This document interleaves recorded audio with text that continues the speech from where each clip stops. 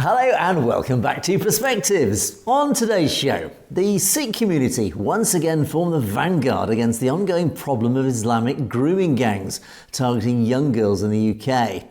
We'll give an update on Sikh Youth UK's proactive efforts to address this issue that the UK government has been trying very hard to sweep under the carpet. And another topic that just keeps reappearing is facial hair in the armed forces. Well, the US Army has just updated its policy for Sikhs. More on that in a moment. And in Canada, a shooting at a cafe during its grand opening weekend has been blamed on Sikh extremists. By whom? Well, of course, the Hindutva-controlled Indian media. We pick apart the information from the usual disinformation.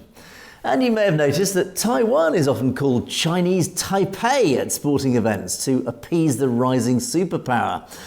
We ask the question, when Khalistan emerges as a sovereign nation, will it be referred to as Indian Punjab by the same sort of appeasers? All this and more on today's show. But joining me, as always, is our very own correspondent in Canada, James Cousineau. Good morning, James.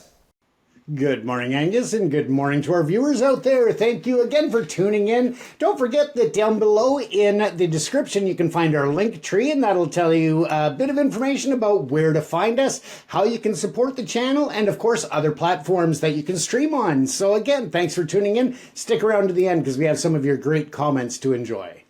Indeed, and James and I together will be bringing you our perspectives on the daily news affecting the Sikh community across the world, and we will indeed take a look at loads of great comments at the end of the show, so do stay tuned for that. Right, James, let's get underway. What are you going to start us off with this morning? Well, it seemed to be, instead of a happy opening weekend for Kip's Cafe here in Surrey, it was actually disturbed by guns blazing outside yet once again. Another business in Surrey that is the subject of violence.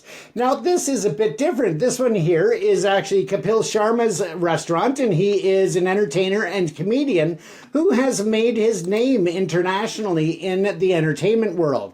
He has designed this restaurant to be actually a very tranquil and relaxing environment, somewhere that you feel that you are just almost in an oasis. And instead, it turned into a nightmare when bullets rang out. Now, of course, when this happened, it was concerning to the community, and fortunately, nobody was hurt. However, the bigger problem that comes with this restaurant shooting is that it automatically was blamed by the Hindutva media on the Sikh extremists, which there is absolutely no evidence and no information to support any type of absurd claims that they are. Now, this did not surprisingly come out of the India media first. And what was even more surprising that I touched on last night was that, of course, there was again media of this event, of the shooting, from cell phone coverage that was posted to news online and social media within moments of it happening. Now, of course, this is very concerning because how does the India media get a hold of footage before even the local authorities, or how or why would people who are doing this film it and send it back to the India media before they do it here locally? The answer, of course, Angus, as we know, is the Hindutva media machine. Now, they were quick to start pointing the blame at the Sikh extremists, which we know is just another one of their manipulated media lies that they send out disinformation and misinformation. And it's not just in India. They saturate the media globally. They do this through not only their branded named media in India, but also they have the mock sites, and what I call mock sites or faux sites, meaning that they actually try to embed the brands of, say, CNN, and they'll add a 5 or a 4 or different things to the mainstream recognized media to give it more legitimacy within the North American media realm. Now, unfortunately, people read it and they do believe that it is from that legitimate news source when it's actually coming out of India. Now, this is just an ongoing battle with misinformation and how India is continuing to target the Sikh community to try and try to instigate a lot of anger, a lot of distrust, and a lot of frustration when it comes to the violence in our communities. As they falsely claim this attack being again at the hands of Sikhs. There's absolutely no information about this, and to me it seems more like another false flag operation where they potentially the Bishnoi gang or others acting at the behest of the India government took it upon themselves to take this high profile grand opening of a restaurant and use it for their political and media gain by having people that are embedded in Canada to take action against the restaurant. In this case, it was the shooting, and blame it on the Sikhs to really paint an ugly picture of the community, which we in Surrey know is not the truth. We know that the Sikh community is very giving, very supporting, and very involved in the local community in bringing peace and trying to find solutions to the gun and the extortion problems that we're having. Now, the Mayor of Surrey, Mayor Brenda Locke, was quick to point out that she feels that social media platforms should be taking more steps to curb incidents like this from being aired on the sites, whether that's Facebook or X and others. And this is, of course, something that politicians around the world are dealing with, and that is the instantaneous release of videos to the general public through social media platforms. Now, some specialists have gone on to state that this is something that could be done through the algorithms and if the social media companies put the resources into it. On the other hand, though, they claim that because people search for different items online, actually violent acts and things such as this in the news are highly sought after information points and videos online. So therefore, it contributes to the advertising revenue and the engagement of their audience. At the end of the day, that engagement brings those social media platforms money. And that's what it comes down to.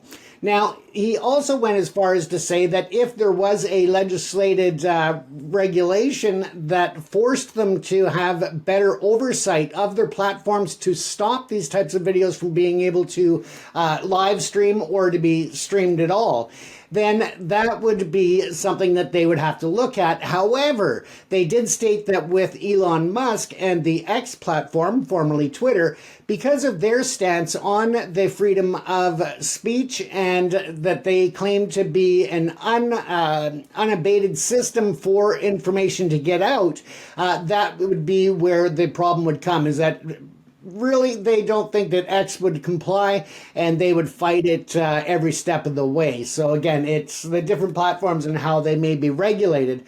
But again, that's something that Brenda Locke is moving forward with other politicians across Canada to try and find some way of curbing the release of this information online, Angus.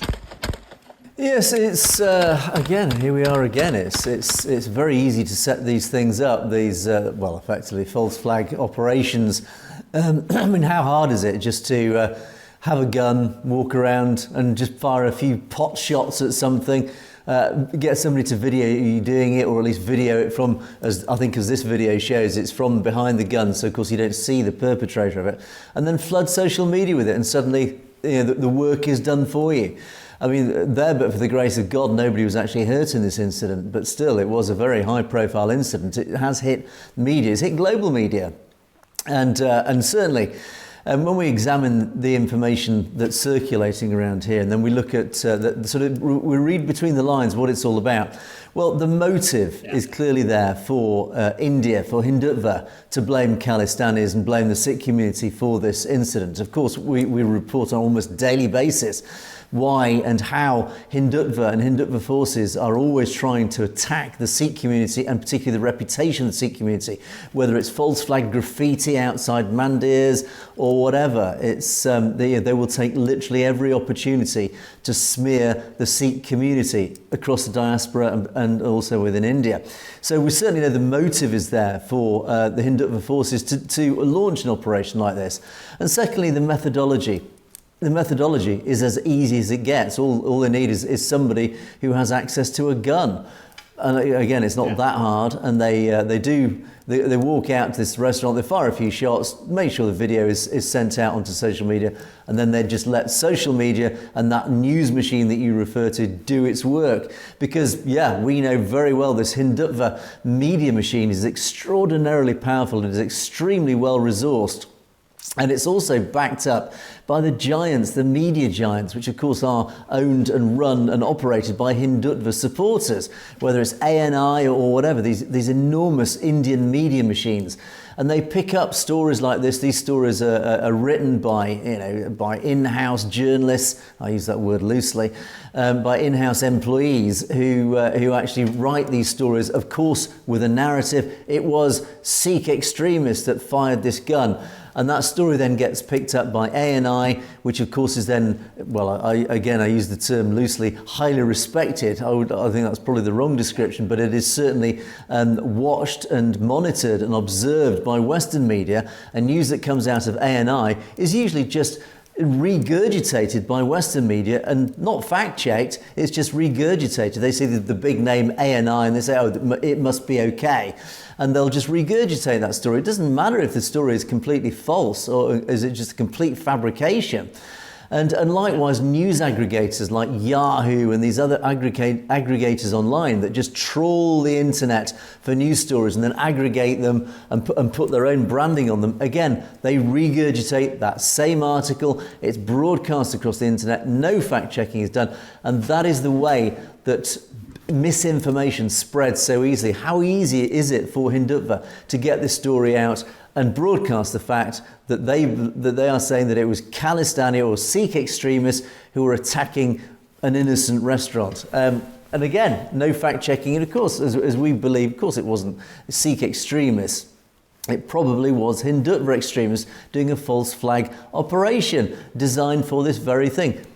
But it doesn't matter in terms of what's true and what isn't for Hindutva, because ultimately the news is out there. Bad news spreads like wildfire. Literally the speed of light, it spreads across the internet. And millions of people see the story. Millions of people then get that subliminal message, ooh, Sikh extremists, embedded in their brain. It doesn't matter if a few days later apologies come out, oh no, sorry, we were wrong. And actually 90% of them won't apologise because they are literally just aggregators. They don't care. But even if one news outlet comes out and apologises and said, no, actually it wasn't Sikh extremists, it doesn't matter. The damage is done. That subliminal message is spread out across that Sikh extremism was behind this act, when in fact it probably wasn't.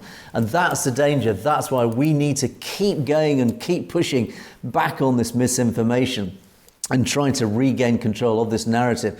And these attacks are happening increasingly so because the Khalistan message is winning, because the Sikh community's narrative is winning, and India is finding and is resorting to increasingly desperate tactics to try and regain control of the narrative, trying to tarnish and smear the Sikh community because they realise the Sikh community are winning this propaganda battle. They are winning the information war. They are winning. As we always say, the truth prevails. They're winning this battle because simply the truth always prevails.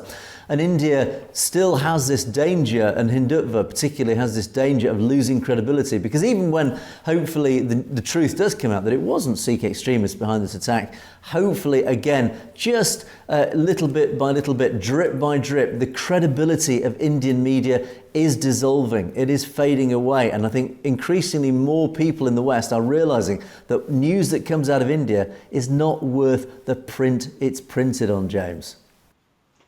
Absolutely, Angus. And sorry, I'm having a technical issue with my camera here to shut down, but you can still hear me, I assume? Just about, yes. You're a little bit quieter, but we can hear you. There you go. I was just trying to get the camera back on there, so we'll just work without that for a few minutes here. So yeah, it is one of those things that just comes out in the media and just continues to saturate. And with that, of course, this article here, just to give credit where it was due, is that this was from the Canada Press, or the Canadian Press. And yeah, it is something that's going on throughout our community. And I, for one, regardless as to the politics involved, I'm going to go and actually sit down in the restaurant and check it out, have a meal, and just show my support that the violence doesn't belong in our community, and that, that we can support local businesses no matter where the owners are from or the politics involved, Angus. And I think that's important as well, that the community gets out and supports businesses and tells the people who are perpetrating acts of violence that we're not going to stand for it, and we're not going to allow them to change our support for local business people, no matter where they're from or what's going on in our community, that we need to stand as one. And so with that said, we'll move on to other areas of geopolitics, and that is in sport. Of course, Angus says we spoke yesterday about the amazing Canada Cup event that took place over the last week here in Surrey as well. But one of the things that people don't realize, and I actually looked it up because I wasn't clear on why it is that Taiwan is always referred to as Chinese Taipei.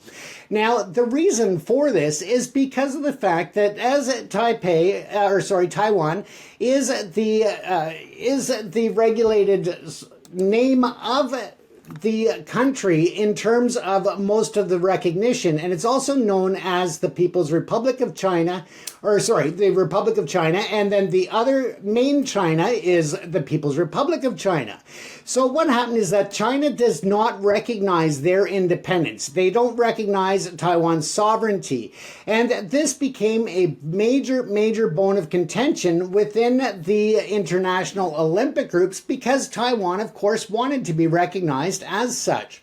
Now, unfortunately, there were boycotts that went on. There was a lot of geopolitical unrest when it came to this, what would seem to us as Western worlds as a small issue. But when you're fighting for independence and sovereignty and recognition of that, it becomes a much hotter issue geopolitically.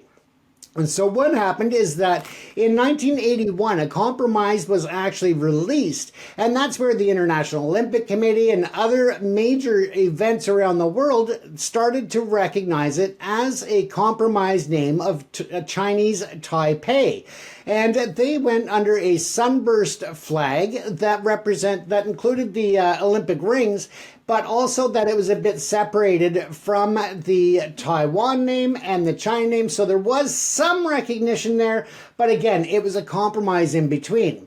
And the reason I found this so interesting, Angus, is that, of course, we know that when the day comes that Khalistan is achieved, will they be wearing shirts such as these you see on the screen for Chinese Taipei? Will Khalistan be wearing ones that say Punjab, India, or India, Punjab?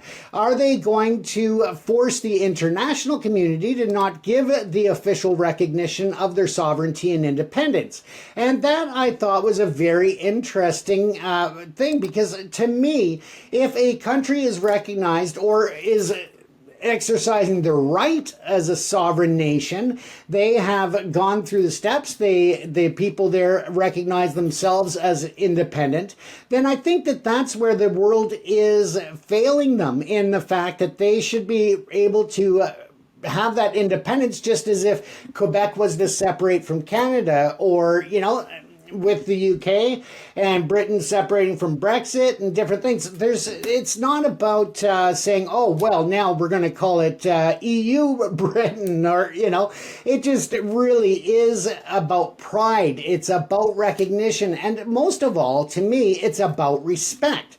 Now, of course, when we look at this, the Khalistan achieving independence is going to be a very big movement. And I think that it's also going to happen to trigger a lot of independent states throughout the region that is now recognized as India. So you're looking at Kashmir, you're looking at, so many different regions that I think will balkanize and separate from India. And that, of course, we know is one of Modi's biggest concerns, is that it will not only form a basis for Khalistan recognition, but that all of these other states, it now sets a precedence. And if the world starts to recognize Khalistan as an independent state, then of course they will recognize the following states that separate and declare their own independence.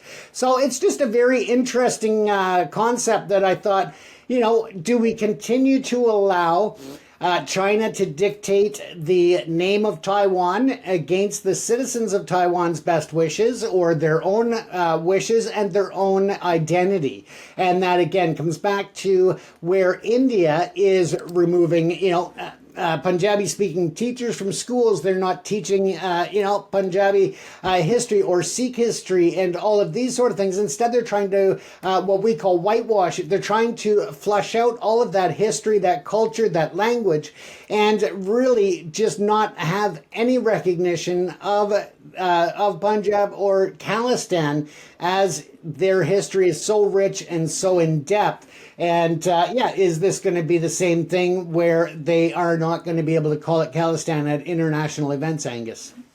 Yes, the whole subject of Taiwan is well, it's bandied around by Western observers and commentators as the potential trigger for World War III, because of course we do know that China has publicly stated that it will not allow Taiwan to break away and become independent, that it has always seen Taiwan as part of its own sovereign territory, and Taiwan obviously thinks differently.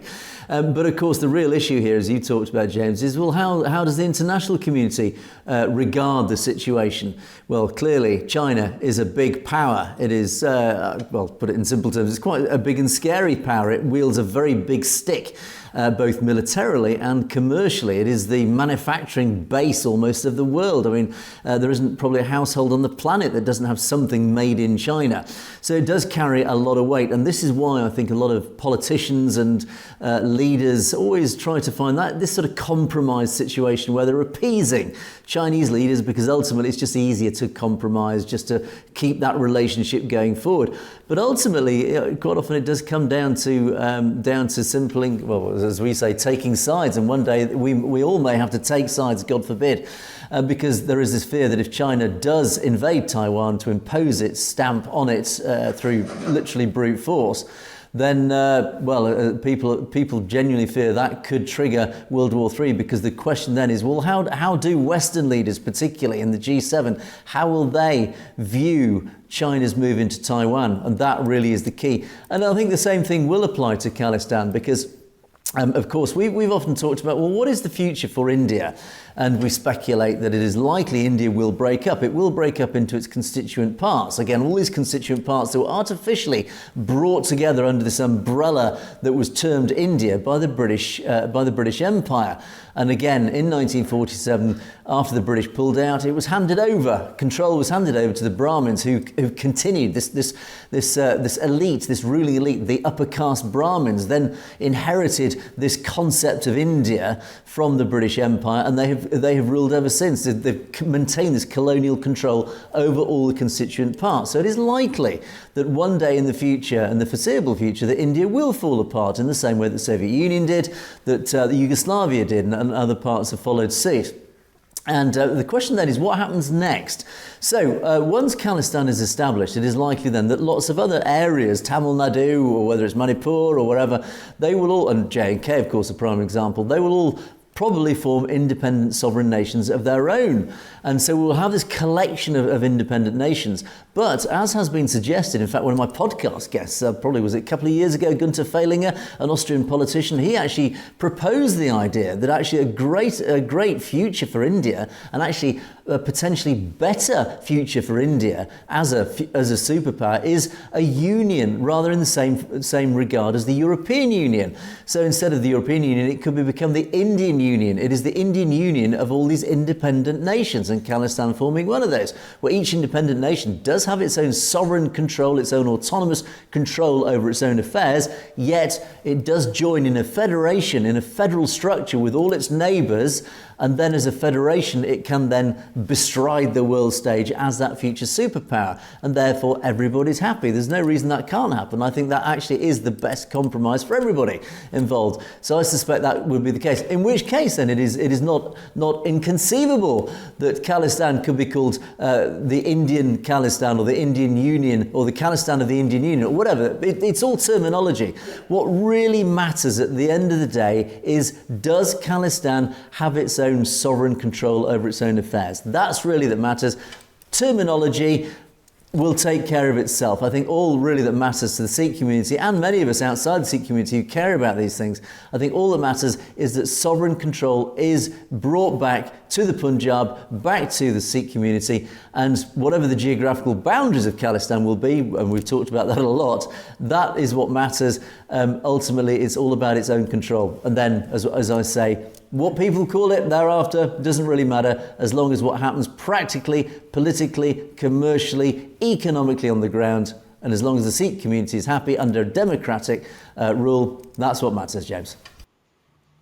Absolutely, but it's definitely something of interest for our viewers and for the world to look at in terms of the respect and autonomy of these nations. So again, just something a little different that I thought that we would touch on. And of course, given the wrap up of the Canada Cup, I just thought that the timing was perfect to take a look at that. Little bit of geopolitics that enters into the world of sports, Angus. Indeed, an interesting angle on it as well. Of course, it is very, very much relevant to the story of Khalistan. Right, Jez, let's move on to my first story. And I'm going to go back to a story that we revisit periodically because it is an ongoing issue. And it's a big issue, particularly here in the UK. And that is the awful situation of Islamic grooming gangs. Now, unfortunately, these grooming gangs have been operating for decades here in the UK, and they've been, we call it grooming, they've basically been raping young girls in the Sikh community and in wider communities, including actually even the Hindu communities and, of course, Christian white communities. And forming the vanguard of the fight back against this, almost back into the 1970s when it was first really identified, was the Sikh community.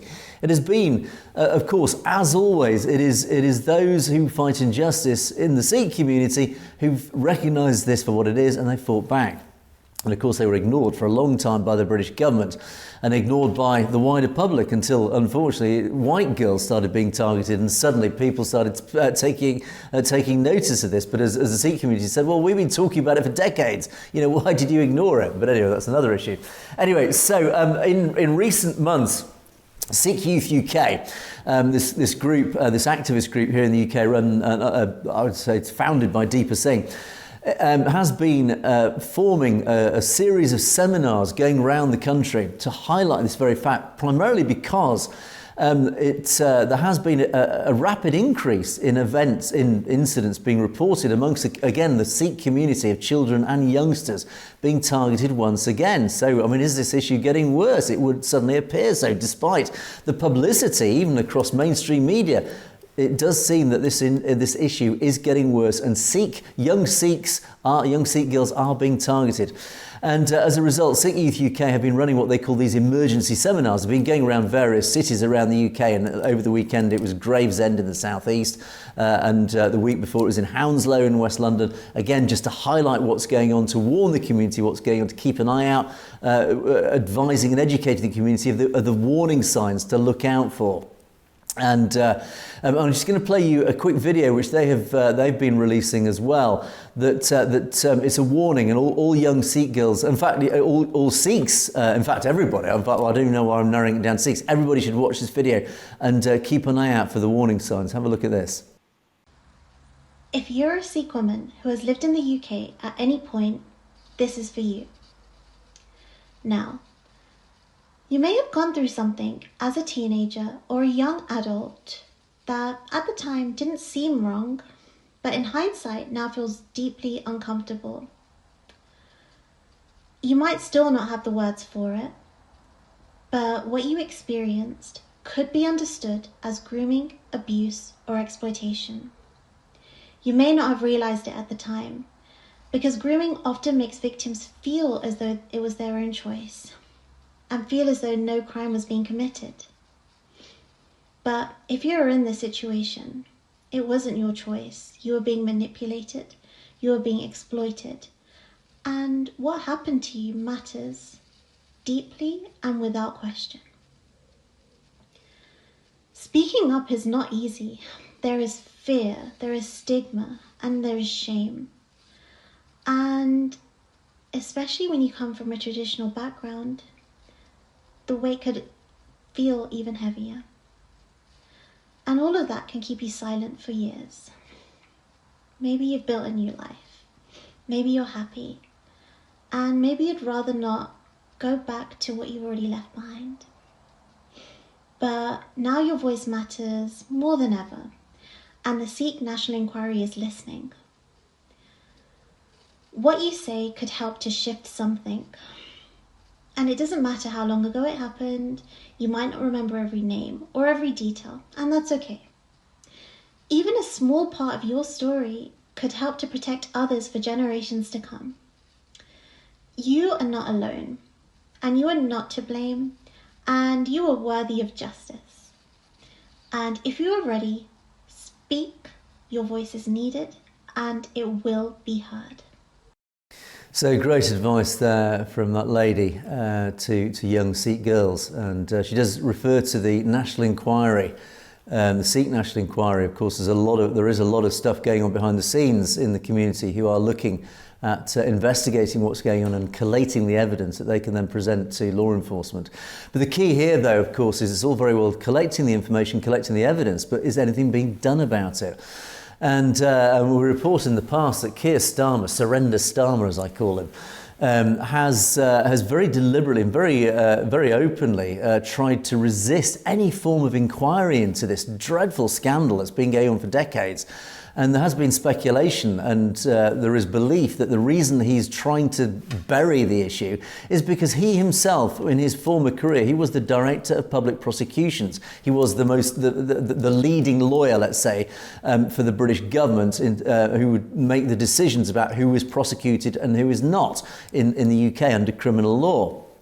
And when he was Director of Public Prosecutions, DPP as it's called, this grooming scandal was at its height, and it is believed that he deliberately, for whatever reasons, didn't push prosecutions against the crime gang, against these grooming gangs. And it is believed primarily because he was afraid of being accused of being racist. And again, this argument always comes up. The reason why it is believed the grooming gangs have managed to operate for so many decades without coming to justice is because the police fear being accused of being racist for targeting, because they come essentially primarily from the Islamic community. And for some reason in this UK, the Islamic community seems to be deeply protected, even at very high levels. So it's criminality, whether it's extremism or whether it is this grooming problem, this grooming scandal. For some reason, the British establishment does seem to some degree protect the Islamic community. And this is why there is such deep frustration from the Sikh community, who've been pointing it out for decades, saying, why are you doing anything about this? And Starmer, for reasons as I've outlined, has tried his very best to bury the issue. He's trying not to get the issue investigated because he knows that his own guilt is there, that he will be found out as DPP. He will be found out for not prosecuting these things by effectively indirectly implicating in defending them effectively. He has protected them, and that in itself would be scandalous enough to bring him down as Prime Minister. And the Labour Party likewise have realised that it would be damaging to the Labour Party, the governing party, if any national inquiry was launched, because that inquiry would reveal, if the truth came out, it would reveal that Starmer and many parts amongst the Labour Party, whose own electorate tends to be the Islamic community, that they are protecting the Islamic community because they vote for Labour. And therefore, if there is an inquiry, it will be found out that they have been protecting these people. And that in itself would be a scandal on its own. And in fact, just a couple of months ago, there was an article written by a network of Sikh organisations which actually looked at the legal and governmental side of this. And they said, at the beginning of the year, the Conservative Party, that was our last government, submitted an amendment attached to the Children's Wellbeing in Schools Bill for the purpose to set up this national inquiry. But it was voted down by 364 votes to 111 in Parliament. Labour, and the reason was because Labour has a majority government. So it was mainly Labour MPs that voted against launching a national inquiry. It seems mad. Why would they vote against an inquiry? Well, I've just explained probably why. Many MPs voted along what's called party lines. In other words, MPs in the Labour Party did as they were told by their whips. The whips are these MPs, senior MPs, who tell MPs how to vote. You will vote this way. It doesn't matter what you think. You will vote as the party dictates to you. And that is what the whips do. And the whips go along the MPs and say you must vote along party lines. And of course, unfortunately, we have 12 Sikh MPs here in the UK. And they were ordered by the whips to vote along party lines and vote against a national inquiry. These are Sikhs from our own community, elected by our own Sikh community to represent the voice of the Sikh community, and of course there are other constituents. And they were asked by the Sikh community, you've got to launch an inquiry. The government needs to launch this inquiry into this absolutely disgusting scandal. And what do these Sikh MPs do? They voted against it. Talking about betraying your own principles. The issue of group-based child sexual exploitation by men of predominantly Pakistan Muslim heritage is an issue that's not only impacted white working class in places like Rotherham, Telford, Rochdale, and all these other northern towns, but it has affected Sikh young girls, but it's also affected Hindus as well. So it's not just the Sikh community. And as a result, it has actually, because of this deep frustration within the Sikh community that nobody's doing anything about it, nobody's listening to their warnings, is that they've gone out themselves and formed vigilante groups to target themselves, these Islamic groups, these grooming gangs, to try and stop them doing it. And that, of course, has brought violence onto our streets. It's brought division and violence, which has actually been highlighted in the past. And in fact, even a couple of MPs have said in their own constituencies they've witnessed this violence on the streets between Sikhs and Muslims, primarily because the government and law enforcement are not doing anything about it. Now, these MPs, as I said, there are 12 Sikh MPs. 10 Sikh MPs voted against a national inquiry. That in itself is very, very disappointing, and I say that as an understatement. And as the Sikh organisation said, they have shown poor judgment, herd mentality, and a lack of moral clarity in what we can only view as a betrayal of victims and survivors. Now, those names, and I'm going to name those names just to hopefully not they'll be watching this, I'm sure, but just to hopefully shame them, and their constituents can actually write an email to their MPs. They include Jas Atwell, Tamranjit Singh Desai, our longest serving Sikh MP. What a betrayal. I've met him. Kirith Entwistle, Gurinder Singh, Verinder Jus, Satvir Kaur, Dr. Jivan Sandhya, Sonia Kumar, Harpreet Upal, Nadia Whittome. So if you're in the UK and one of them is your MP, email them and explain your disgust and this betrayal. Now, no vote was recorded with Preet Kaur Gill and Baggy Shankar. I met Preet, she's a lovely lady. I don't know what she would have done. She's very principled, and I do hope that she would have voted to launch the national inquiry. I don't know. But ultimately, James, it is pretty scandalous. And we do understand that one MP behind the scenes, one Sikh MP, has spoken up about this issue with his Labour colleagues, but they wouldn't raise it publicly, again, because they had to follow party lines. So it's a complete betrayal by our government. It's a betrayal by Starmer to protect his own interests. Are we surprised? No, frankly, I'm not. But I think our viewers know my opinion of surrender Starmer. But the Sikh community need to hold the Labour government, which most of you I know have voted for in the UK. You need to hold it to account. They have betrayed you over and over again. This goes beyond a simple betrayal. This is a betrayal of our young girls. This is our young innocent victims in our society who've been groomed. And our government, Surrender Starmer and his Labour government, have deliberately not just done nothing about it, they are trying to make the issue go away. They're trying to hide the issue. They're trying to bury it. That is the appalling scandal really here, James. Absolutely. And if people are sitting back and looking at this and really contemplating, well, I don't believe the government would be burying this, I don't believe that people of power would, let's step back and take a look. We saw the Me Too movement. We've seen the Harvey Weinstein issue. We've seen Diddy. We've seen, what's his name there that, didn't kill himself or did kill himself. Who knows, right?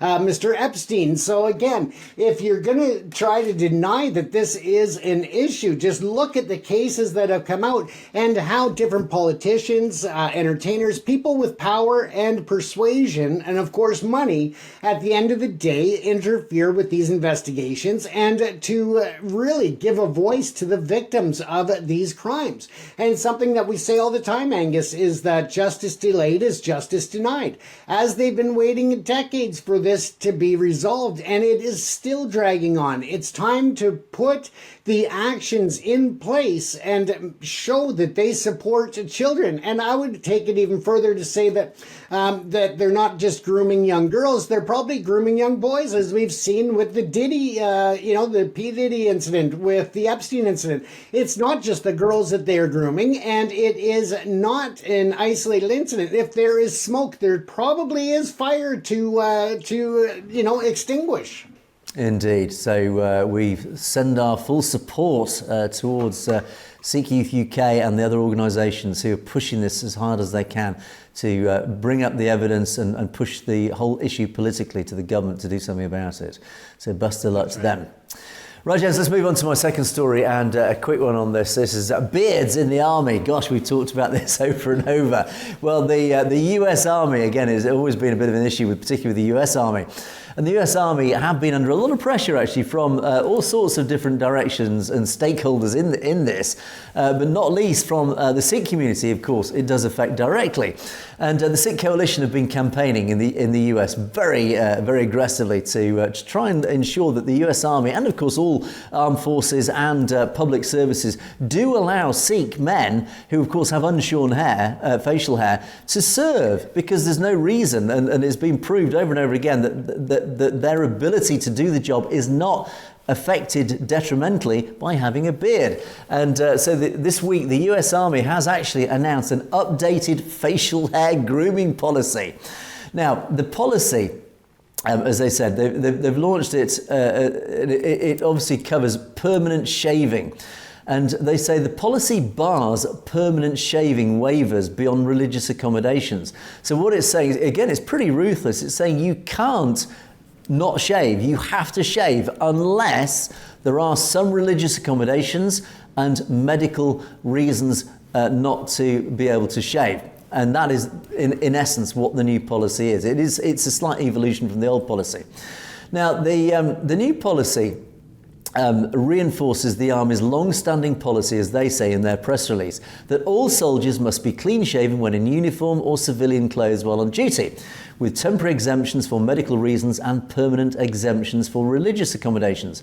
Now, the new policy requires exemptions for non-religious reasons to be supported by a temporary medical profile, DA Form 3349SG, and an exception to policy, ETP memo granted by an 05 officer in the chain of command. In other words, you need a lot of paperwork to support this. In other words, it's not going to be straightforward or easy. You do need to have all the paperwork in place to prove that you do have some religious reason not to have to shave. And the change will be effective from the day the directive is signed. And soldiers requiring exceptions must also maintain presentable copies of their required documents when in uniform or civilian clothes while on duty.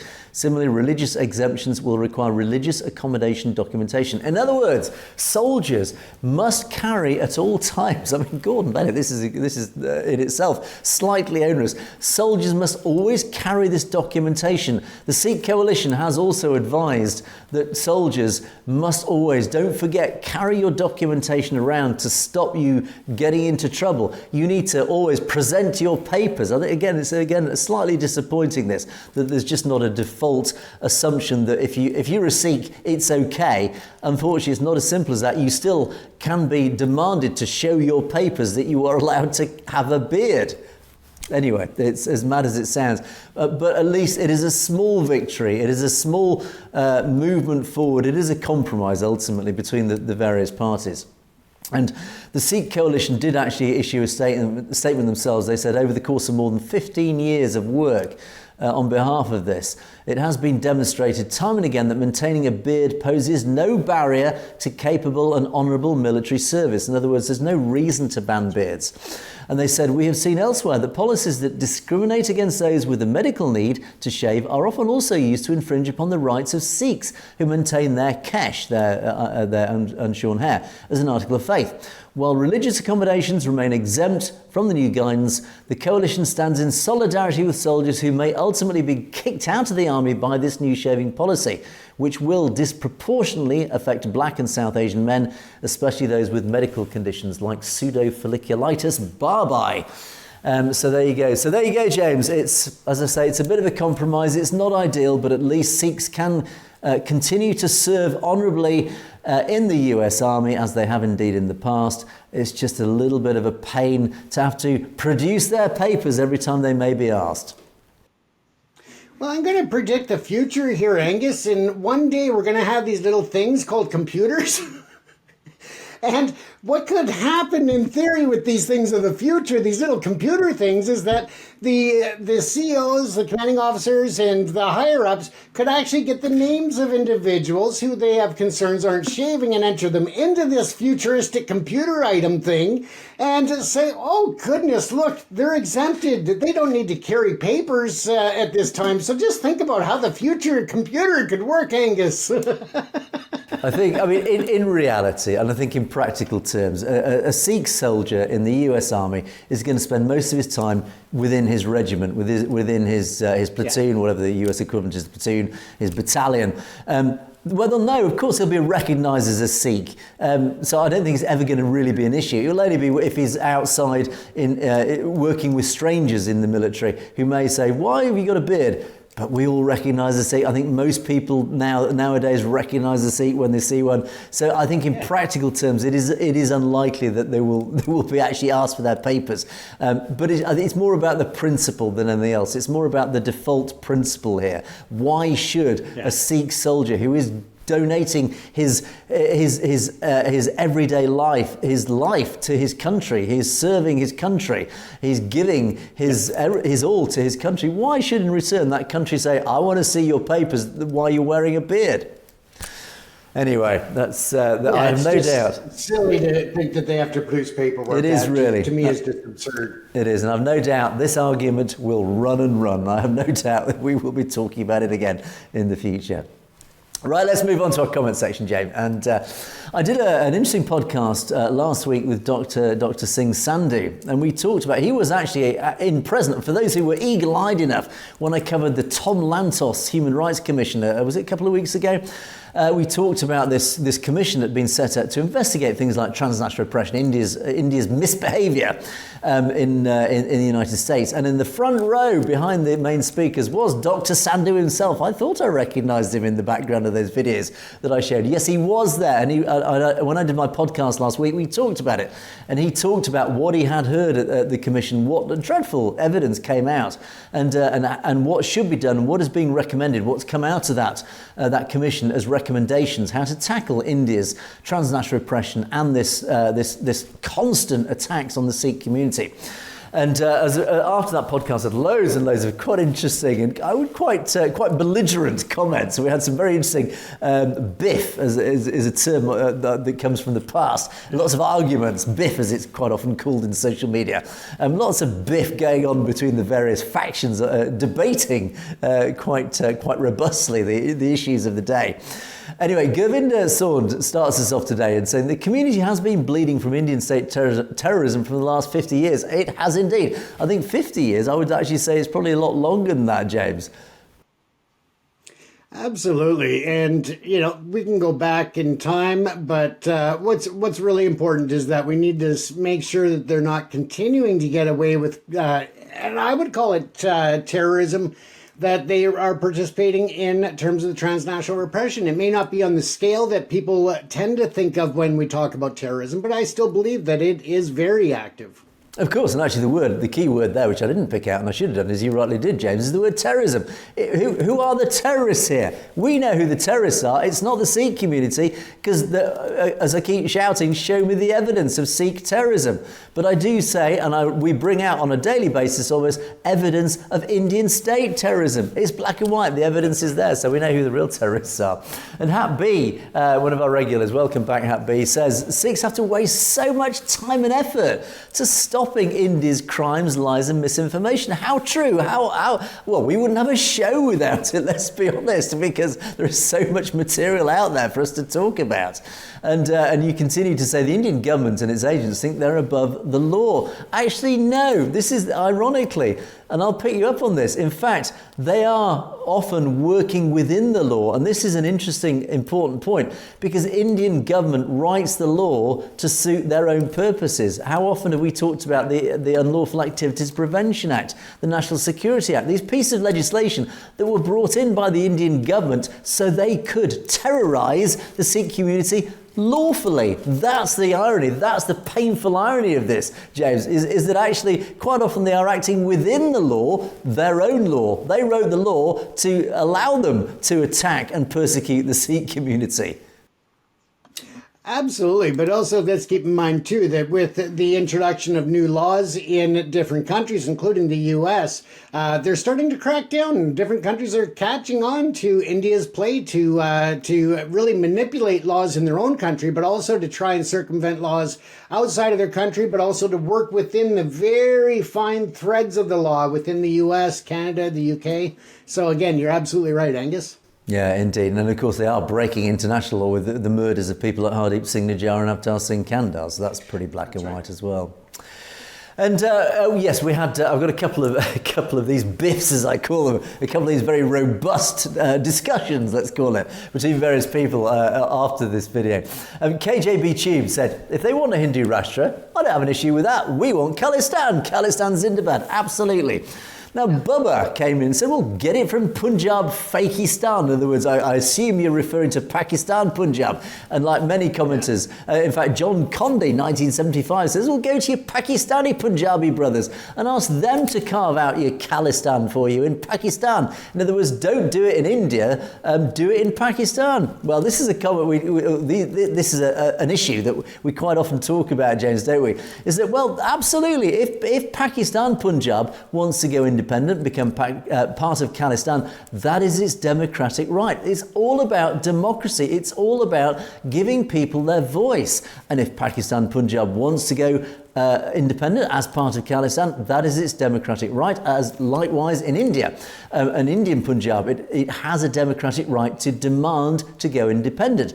But practically, of course, again, as we often talk about, is after partition, Pakistan Punjab, a lot of Sikhs left Punjab, they moved east into what became Indian Punjab, and the Muslims from what was now India moved west into Western Punjab, and therefore Punjab in Pakistan is majority Muslim now, of course, thanks to partition. So that does throw a slightly interesting, difficult, complex dynamic into that democratic equation. But anyway, KJB Tube finishes off. There were lots of other comments in between this, which let's just say, let's keep it polite, but we're quite robust. And KJB Tube says, Khalistan, Kashmir, Nagaland, Tamiland, Maharashtra, and if you want it, Hindu Rashtra. Okay, you can have it. Just hold on a little bit longer. In other words, it's coming, James. Absolutely. Something that we say all the time, Angus, is, you just got to be patient and follow the world of democracy, not through agitation, not through violence, not through aggression, but instead diplomacy and just carve out that political landscape to create your independent nation.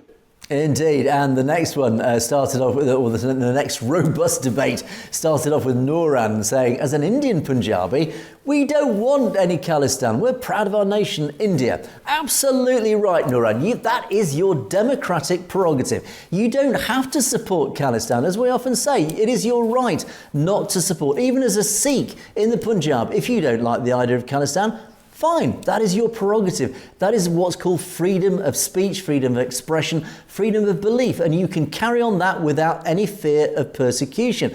The problem is that those who do support Khalistan can't say so in the Punjab. That really is the issue. And Desi Spirituality says, as an Indian Gujarati, we want Khalistan. Proud of Khalistan freedom fighters. We want freedom from Hindu terrorism and their hate model. As an ex-Modi backed, I stand with Khalistan. I assume does that mean you're an ex-Modi supporter? But interesting, yeah, a Gujarati supports Khalistan. I think this is an important point because it highlights the fact, James, as we often say, Khalistan is not just a Sikh theocracy. It is not a land created just only for Sikhs. It is a land created for everybody. Everybody's treated as an equal. Whether you are a Hindu from Gujarat, whether you're a Christian from Manipur, it doesn't matter. All are welcome. It will just be run under democratic Sikh principles. That's the only key part there, and it will be run as a separate sovereign nation where everybody is treated as equal. There is no persecution of any minority, and that's the key there. That's why an Indian Gujarati potentially, and I'm speaking on your behalf, I may be wrong, but that's why I believe an Indian Gujarati would support Khalistan. And KJB Tube again wraps up this one saying, as a devoted Hindu, I don't want a Hindu Rashtra. I don't know. Are you really a devoted Hindu? I don't know. It's very hard to say. If you are, fantastic. As I said, even Hindus support the idea, the concept of Khalistan. Khalistan. And the concept of a Hindu Rashtra, well, I think that could be the way that Khalistan happens, is that, yeah, let's give the Hindus their own nation, Hindu Rashtra. But in return, then the Sikhs and all the other constituent parts of India must be granted their sovereignty as well. And as KJB Tube wraps up, Khalistan Zindabad, James.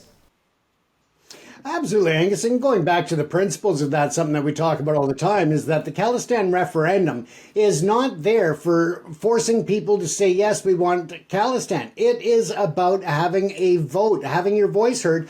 And the most important thing to end this off is that, yes, absolutely, you can or you cannot support the Khalistan movement, just as you can or cannot support the Hindu Rashtra. It's very simple. Yes or no. You have the freedom, the voice, and the right to support your personal beliefs.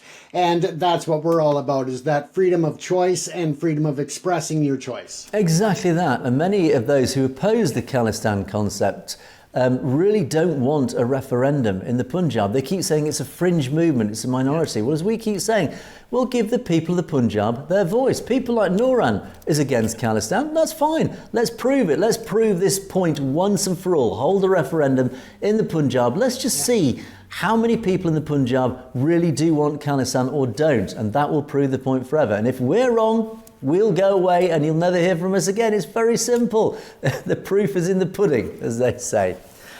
Cousineau. Well, and let's face it, Angus, they'd probably still hear from us because we're steadfast about protecting human rights and raising awareness about human rights violations. And that's something that we cover on the show quite often, is the human rights violations. So very good point, James. It is an area very rich in material, as we often say, as most of our shows do have to talk about human rights persecutions in India. So, yeah, it's likely we'd still have to tell our tale. Cousineau finishes off with thank you, Angus and Uncle G, a pleasure. But John Condi fights back and says, Kuldeep, tell all your Khalistani friends to move to Pakistan and be happy there. Well, no, again, this comes back to the whole concept of democracy, is that if Kuldeep lives in Punjab, India, for example, why should Kuldeep move? Why should she move to Pakistan? It is her right to be in the Punjab and express her opinion that I want to be an independent nation. Here in the UK, in Scotland, we have a very healthy Scottish nationalist party with thousands of supporters in Scotland who are banging their drum on a daily basis. We don't say, well, disappear off to a different country or whatever. It is their right to demand independence in their own land, on their own soil. And it is beholden on you to respect their political views, as it is imposed upon them to respect your political views. We're all human beings. We all have our own opinions, James. Absolutely. And again, it's just about having that respect to be able to appreciate and just give voice to everybody, not just one group, not just the other groups, but everybody has a voice and they should be able to be heard. And the final comment goes to stay safe. This is a very formal comment, wrapping up and summarising who we are. And I like this one. Very graphically presented. Tick mark. Satellite TV is highly appreciated. Innovative channel. Thank you very much. Goes beyond traditional news and analysis. Gives voices to supporters. That is why we are here. You're absolutely right. We do trawl through the news looking for relevant things that really are important and hopefully the truth. And we try and sift the information from the misinformation. We offer valuable insights into activities of the opponent deep state. Oh, hopefully we do. We do know what India are up to. We do talk about that. And the seminars, I guess the podcast, give data and geopolitical strategy. Perhaps it's similar to mission briefing and serves as a public knowledge for supporters. That's what we're here for, James. Absolutely. It looks to me like this was an AI-generated list, so it shows that even AI is starting to recognize us as a force in media to bring truth to the masses, Angus. Let's certainly hope so, but who knows, AI or not, I couldn't disagree with what was put down there, so maybe AI is right sometimes. But anyway, on that note, we must bring Perspectives to a close for yet another day. Thanks so much for all your comments. Please don't forget to keep them coming in. Loads have been pouring in. Do let us know your thoughts, your perspectives, your opinions on the stories that we cover. If there's things you'd like us to cover or talk about, or that we might have missed that you think we need to talk about, do send us a comment either directly through message@satellitetv.com or in the comments below. All appreciated. But that is it for another day. Thanks so much for watching. It is a goodbye from me. It is a goodbye from James. Stay safe, everyone. You have, of course, been watching Perspectives. We will see you next time.